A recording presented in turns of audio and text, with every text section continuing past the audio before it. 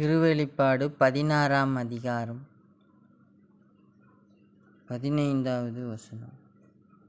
இதோ நான் திருடனைப் போல வருகிறேன். தாங்கள் ஆடையின்றி நடப்பதையும் பிறந்த மேனியாயிருப்பதையும் பிறர் பார்த்திடாதவாறு தங்களின் ஆடைகளை ஆயத்தமாக வைத்திருப்போரும் விழிப்பாய் இருப்போரும் பேர் பெற்றோர்.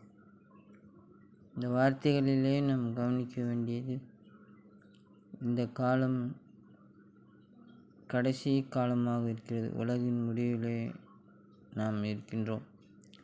ஆகவே கொள்ளை, கொலை, வேசித்தனங்கள்,